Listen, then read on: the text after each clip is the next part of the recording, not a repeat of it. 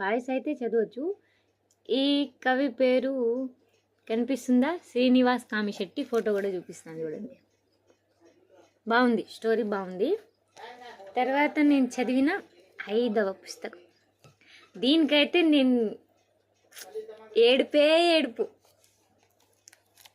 సీత రాసిన రామాయణం. ఈ పుస్తకం రాసింది సంప్రీత్ గారు. సంప్రీత్ పేరు కొంచెం వెరైటీగా ఉంది అనుకోండి, కానీ చాలా బాగుంది స్టోరీ. నేను ఈ స్టోరీ చదివాను. ఇది పార్ట్ 1, ఇంకా 2 ఉందంట. అయితే ఈ పబ్లికేషన్స్కి ఫోన్ చేసి 2 రిలీజ్ చేశారా అండి అని అడిగాను. అయితే వాళ్ళు చెప్పారు, అదే పనిలో ఉన్నామమ్మా, ఈ సంవత్సరం అక్టోబర్ వరకు పబ్లిష్ చేస్తామంటే సరే అండి అని చెప్పారు. స్టోరీలోకి వెళ్దాం. స్టోరీలో ఏంటంటే మన సీత రాముణ్ణి పెళ్లి చేసుకుంటుంది. పెళ్లి చేసుకున్నాక వాళ్ళ లైఫ్ ఎలా ఉంది, వాళ్ళు ఒక ట్రిప్కి వెళ్ళడం, వాళ్ళు గొడవ పడడం, మళ్ళీ సర్దుమణిగి కలిసిపోవడం, పెళ్ళైన కొత్త జంట ఎలా ఉంటుందో ఉంటుంది. తర్వాత ఏమైందంటే 6 నెలలు అయ్యాక మన రామ్ గారు హార్ట్ అటాక్ వచ్చి చనిపోతారనమాట. కొత్తగా పెళ్ళై జీవితాంతం నువ్వే అని నమ్మి నీతో వచ్చిన అమ్మాయి 6 నెలల తర్వాత నువ్వు చనిపోతే అమ్మాయి ఎలా నిలబడుతుందనేది స్టోరీ. చాలా బాగుంది. ఆ అమ్మాయి మన సీత మాత్రం గ్రేట్. అసలు నిలబడింది, ఒక ఇల్లు కూడా కట్టింది, ఒక పుస్తకం రాసింది, అన్నీ రాసింది. వాళ్ళ పేరెంట్స్ని కూడా వీళ్ళ పేరెంట్స్ లాగా మంచిగా చూసుకుంది, రామ్ వాళ్ళ పేరెంట్స్ని. తర్వాత లాస్ట్ కొట్టిచ్చారనమాట. ఏమైందంటే తనది హార్ట్ అటాక్ కాదు రామ్ది, తనకి ఎవరో విషం పెట్టి చంపారని రిపోర్ట్స్లో కనిపించింది తనకు. తను చనిపోయినని నెలల తర్వాత ఆ విషయం తనకి తెలియగానే తన గుండె ముక్కలైపోతుంది. అది ఆత్మ అంటే సడన్గా వచ్చిన చావు కాదు, ఎవరో కావాలని చంపారు. తర్వాత ఏమిటో సెకండ్ పార్ట్ ఇంకా రాలే, చదివేశా.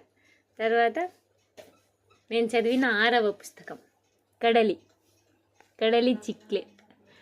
ఈ పుస్తకం నేను చాలా క్యూరియాసిటీతో కొన్నా అనమాట. ఎందుకంటే తెలుసు కదా మన కడలి గారు స్లీవ్లెస్ వేసుకొని బయటకు ఎందుకు వెళ్తావు అని ఎవరో అడిగితే, ఒక ఇంటర్వ్యూ అనుకుంటా అది ఏదో. అయితే స్లీవ్లెస్ వేసుకోవడం మీకు అంత ఇష్టం ఎందుకు వేసుకుంటారు, పరువు పోదా అని అంటారు. తనేమంటుందంటే, కాదు స్లీవ్లెస్ వేసుకోవడంలో తప్పేముంది, కానీ ఆమె సంకల్లా మీరు పరువు పెట్టడం తప్పు అని అన్నదనమాట. అండ్ నాకు కూడా స్లీవ్లెస్ డ్రెస్ ఇలాంటివి వేసుకోవడం అంటే చాలా ఇష్టం. నేను వేసుకుంటాను కూడా. మా డాడీ నా సంకల పరువు పెట్టలే, తన వల్లే నేను చెప్తున్నాను. సూపర్, అసలు గ్రేట్ ఆమె. అందుకే క్యూరియాసిటీతో ఈ బుక్ కొన్నా. ఎంత క్యూరియాసిటీతో కొన్నానో అంత క్యూరియాసిటీ చదివా. కాగా బుక్ మాత్రం సూపర్ అసలుకి. పేరు పెట్టలేమండి. ఇందులో కథానాయకి ఒకరిని ఎంత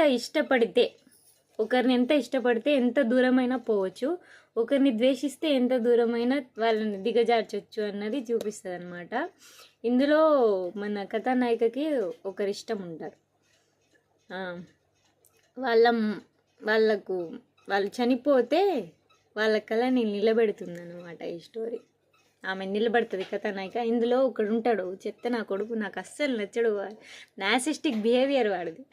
నాకు వాడంటేనే కోపం, వాడి పేరు వింటేనే కోపం వచ్చేస్తుంది. రియల్ లైఫ్లో కూడా అలాంటి పేరు ఎవరికైనా ఉంటే నేను కొట్టేస్తాను వాళ్ళని వెళ్ళి. ఎందుకంటే ఆడు తప్పు చేశానని ఒప్పుకోడు, కథానాయికని బ్లేమ్ చేస్తుంటాడనమాట.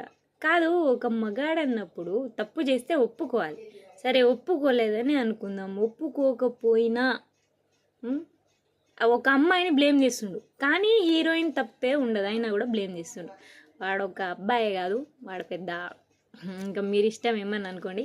కథ మాత్రం సూపర్. చదవాలనుకుంటే బుక్ స్టోర్కి వెళ్ళి కొనుక్కోండి. నేను గివే లాంటివి ఏమి ఇయ్యను, నాకు చాలా ఇష్టమైన పుస్తకాలు.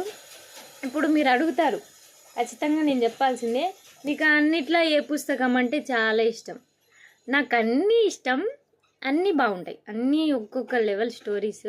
అన్నిట్లో ఏది ఇష్టం అంటే నాకు ధీరే సమీరే గంగా తీరే ఈ పుస్తకం అంటేనే ఇష్టం. ఎందుకక్క నీకు అదే ఇష్టం అని అంటారు మీరు. ఎందుకంటే ఇందులో హీరో నాకు చాలా నచ్చేశాడు. ఆ అమ్మాయి పాస్ట్ ఏదైనా సరే నేను తనని ప్రజెంట్లో లవ్ చేశాను, తన పాస్ట్ వదిలేసి ముందుకు వచ్చేసింది కాబట్టి, అది జరిగిన పాస్ట్ తన లైఫ్లో లేదు కాబట్టి అని హీరో తన కోసం నిలబడతాడు చూడండి.